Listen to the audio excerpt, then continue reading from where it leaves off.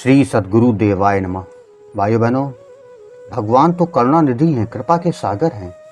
उनकी कृपा को पाने और उनकी गोद में खेलने के लिए तो भक्ति और समर्पण की जरूरत होती है, जिसमें प्रेम हो। प्रेम ही परमात्मा को आपसे मिला सकता है। छल कपट से भगवान नहीं मिलते, जैसे कि परम भक्त खुशहाल बाबा को मिले।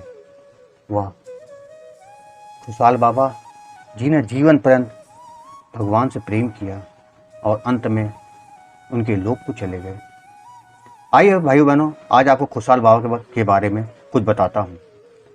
लेकिन उससे पहले जिन लोगों ने गोकुल भवन अयोध्या यूट्यूब चैनल को अभी तक सब्सक्राइब नहीं किया है, उनसे निवेदन है कि चैनल को सब्सक्राइब कर दें और बेल आइकन अवश्य दबा दें, जिससे नए वीडियो के नोटिफिकेशन समय समय पर मिलते रहें।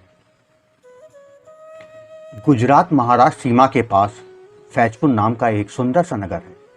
वहाँ लगभग 150 साल पहले तुलसीराम भावसार नामक एक श्री कृष्ण पंडरीनाथ जी के परम भक्त रहते थे। इनकी धर्मपरायण पत्नी का नाम नाजुक बाई था।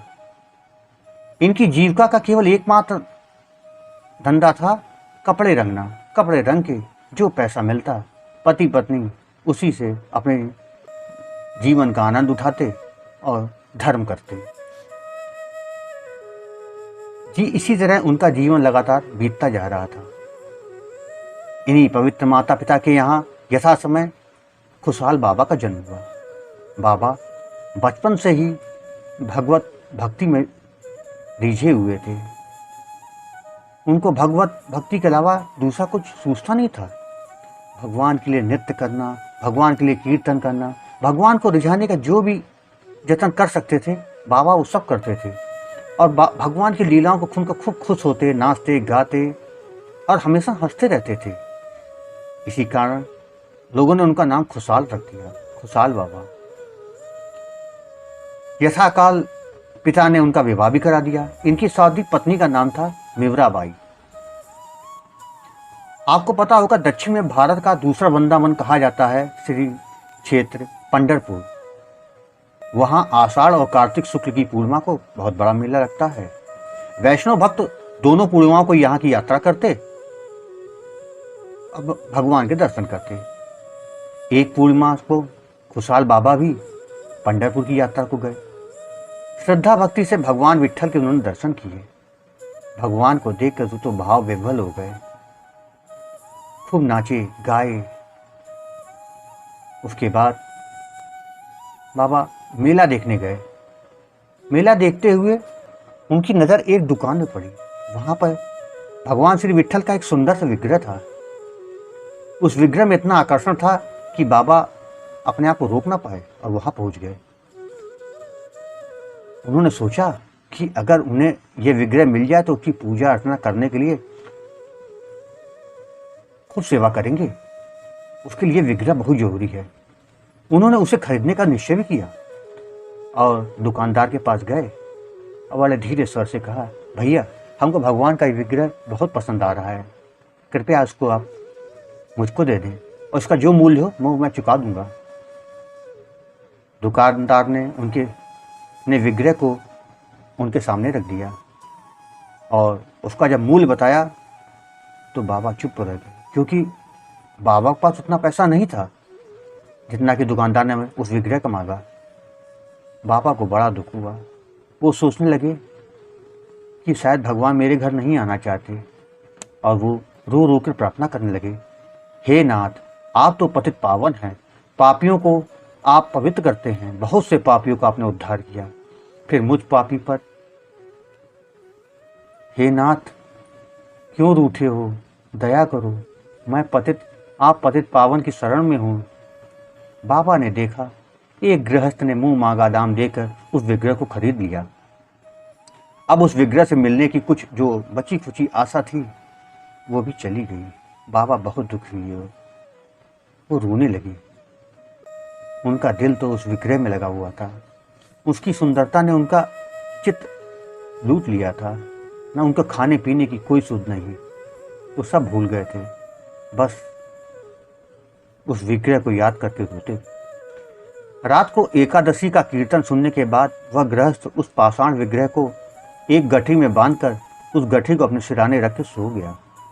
खुशहाल बाबा भी विट्ठल भगवान का नाम स्मरण करते हुए एक जगह पर जाकर लेट गए। भगवान विट्ठल ने देखा कि खुशहाल बाबा का चित्त उनमें लगा हुआ है, उनकी सेवा करना चाहता है, वो उनसे प्रेम करता है, उनके विरह में वो रो रहा है।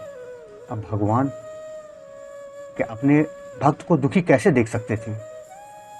भक्त के दुखी होना तो ये भगवान का तो स्वभाव है। अब भगवान ने खुशहाल बाबा के पास जाने का निश्चय किया। मध्य रात्रि को उन्होंने एक लीला रच दी। जब वो गृहस्थ सो गया तो भगवान उस गठरी से अंतर ध्यान हो गए और बाबा के सिरहाने जाके खड़े हो गए और बोले, वो खुशहाल, खुशहाल उठ बेटा, मैं तेरी भक्ति से बहुत प्रसन्न हूँ। देख, मैं तेरे पास आ गया, उठो। बाबा ने धीरे से अपनी आँख खोली और भगवान को अपने सिरहाने खड़ा देख के वो खुशी से पागल हो गए, उन्मुक्त होकर नाचने लगे। वो हाथ में उस विग्रह को लिए खूब देर तक नाचे, संकीर्तन करने लगे। रात से कब सुबह हो गई पता ही नहीं चला। सुबह जब वो गृहस्थ उठा, उसने अपनी गठरी खोली, देखा ये क्या, उसमें तो विग्रह ही नहीं है। वो चौंक गया। वो खोजने के लिए इधर उधर भटका। उसने लोगों से पूछा, आपने मेरे विट्ठल को देखा? लेकिन सबने मना कर दिया।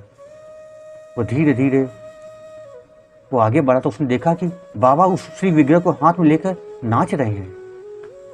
उसने जाकर बाबा से झगड़ा किया, उन पर चोरी का आरोप लगाया कि जब मैं सो रहा था तुम विट्ठल को मेरे पोटली से चुरा लाए, तुम चोर हो। तो बाबा ने उसे शांति के साथ सारी परिस्थिति समझा दी और विग्रह उसको लौटा दिया। दूसरे दिन रात को भगवान ने ठीक वही लीला दोबारा फिर की। फिर बाबा के पास पहुंच गए। वो गृहस्थ सुबह उठा और सीधा बाबा के पास पहुंच गया। बोले, आप नहीं मान रहे हो, कल भी चुरा लाए थे, आज भी चुरा लाए हो, और खूब झगड़ा करने लगा। बाबा ने फिर उसे समझाया और सारी बात बताई और विग्रह उसको लौटा दिया।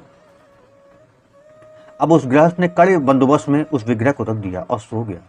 भगवान ने स्वप्न में उसको आदेश दिया कि खुशहाल बाबा मेरा श्रेष्ठ भक्त है, वो मुझे चाहता है और मैं भी उसको चाहता हूँ। वो मेरी सेवा करना चाहता है, वो मुझसे प्रेम करता है, मेरे विरह में रो रहा है। मैं अपने भक्त को इतना उदास नहीं दे सकता। अब आदर के साथ जाकर मेरा यह विग्रह उसे समर्पित कर दो। इसी में तुम्हारी भलाई है। अगर तुमने मेरी बात ना मानी तो तुम्हारा सर्वनाश हो जाएगा। यह कहकर भगवान अंतर ध्यान हो गए। उधर बाबा भगवान के विरह में रो रहे थे। प्रातःकाल वह गृहस्थ स्वयं उस विग्रह को अपने हाथ में लेकर बाबा के पास पहुंचा। अब बाबा के चरणों में गिर पड़ा और रोने लगा और अपने किए की माफी मांगने लगा। और उसने सारी रात की सारी बात बाबा को बताई और बहुत आग्रह के साथ उसने वह विग्रह बाबा को दे दिया। बाबा बड़े आनंद से फैजपुर लौट आए। उन्होंने बड़े समारोह के साथ उस श्री विग्रह की प्राण प्रतिष्ठा की। प्रातःकाल ब्रह्म मुहूर्त में उठ के बाबा स्नान करते, 3 घंटे भजन पूजन करते, भगवान की लीलाएं गाते और उसके बाद अपने काम धंधे में लग जाते। सायंकाल को पुनः भोजन के बाद वो भजन कीर्तन करते, लोग इकट्ठा हो जाते। काफी देर तक भजन कीर्तन चलता, नाचते गाते उनका जीवन ऐसे ही बीतता चला जा रहा था। भगवान बाबा से बहुत बातें करते हैं। भगवान भी समय समय पर अनेकों लीलाएं उनके साथ करते रहते। भगवान की कृपा से यथा समय बाबा को एक कन्या हुई और धीरे धीरे समय बीतता गया। भगवान की भक्ति में बाबा हमेशा तल्लीन रहने लगे और समय जाते देर न लगी। वो छोटी कन्या अब विवाह योग्य हो गई थी। अब उनकी पत्नी और लोगों ने कहा, अब बेटी का विवाह करना है। बाबा ने बेटी के विवाह के लिए एक लड़का देखा। लड़का अच्छा था, धार्मिक था, मगर ये कि बाबा के पास तो विवाह योग्य पैसा भी नहीं थे। आर्थिक स्थिति बाबा की काफ़ी दयनीय थी। लोगों ने कहा, कन्या के विवाह के लिए तुम धन उधार क्यों नहीं ले लेते, किसी से कर्जा ले लो, समय आने पर दे देना। काफ़ी सोचने के बाद बाबा ने लक्ष्मीचंद नामक एक बनिए से उन्होंने 200 रुपये उधार लेकर कन्या का विवाह कर दिया। ऋण चुकाने की अंतिम तिथि के निकट आ गई। बाबा के पास तो कौड़ी भी नहीं थी। वे बस दिन रात भगवान के नाम में मस्त रहते। एक दिन बनिए का सिपाही बाबा के दरवाजे पर आकर तकाजा करने लगा। बाबा ने उससे कहा, भैया मैं कल शाम तक तुम्हारे पैसे की व्यवस्था करता हूँ और स्वयं आकर मैं उस पैसे को आपको दूंगा, ये सेठ जी से कह देना। बाबा कभी किसी से कुछ मांगते ना थे, परंतु अब कोई दूसरा उपाय भी तो नहीं बचा था। पर ये बाबा को किसी ने भी ऋण देना स्वीकार नहीं किया। अब अगर दूसरे दिन तक पैसे नहीं लौटाए जाते तो बनिया लक्ष्मीचंद उनके घर को नीलाम कर देगा। बाबा ये हरी इच्छा मानकर घर वापस आ गए और भगवान के भजन में लग गए। इधर भक्त वत्सल भक्त की इज्जत की चिंता हुई। आखिर ऋण को चुकाना भी तो जरूरी था, क्या किया जाए। भगवान ने तुरंत एक लीला कर दी। भगवान ने मुनीम का वेश धारण किया और सीधे लक्ष्मीचंद के घर पहुंच गए और वहाँ पे सेठ जी को पुकारने लगे, ओ सेठ जी, ओ सेठ जी। लक्ष्मीचंद बाहर आए, हाँ बताएं, आखिर मैं क्या सेवा कर सकता हूँ। तो भगवान बने मुनीम ने कहा, ये 200 रुपये गिन लीजिए, मेरे मालिक खुशहाल बाबा ने आपके पास भेजे हैं और भली भांति गिन कर मुझको रसीद दे दीजिए। लक्ष्मीचंद ने रकम गिन ली और रसीद लिख दी। भगवान रसीद लेकर अंतर्ध्यान हो गए और बाबा को की पोथी में वो रसीद उन्होंने रख दी। दूसरे दिन बाबा ने स्नान करके नित्य पाठ की गीता पोथी खोली, देखा ये क्या, उसमें तो रसीद रखी है।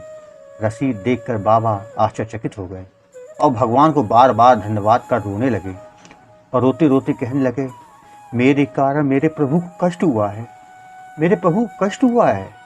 वो बनिया तो बड़ा पुण्यवान है, इसीलिए तो भगवान ने उसको दर्शन दिए और मैं पापी अधर्मी कुपात्र हूँ, द्रव्य का इच्छुक हूँ, इसलिए भगवान ने मुझे दर्शन नहीं दिए। और कह बहुत रोए, बहुत रोए। उनके महान परिताप और अत्यंत उत्कृष्ट इच्छा के कारण भक्त वत्सल भगवान ने द्वादशी के दिन खुशहाल बाबा के सम्मुख प्रकट होकर उनको दर्शन दिया। ऐसे हैं भगवत भक्ति के लिए क्या क्या नहीं करते मेरे भगवान। भाइयों बहनों, भक्त वत्सल भगवान और खुशहाल बाबा की ये कहानी आपको कैसी लगी कमेंट बॉक्स में ज़रूर बताइएगा। और हाँ, अगर पसंद आई हो तो उसको शेयर करना ना भूलिएगा। साथ प्रेम से बोलिए, जय श्री राधे, जय श्री बाके बिहारी लाल की, जय श्री राधे, जय श्री राम। धन्यवाद।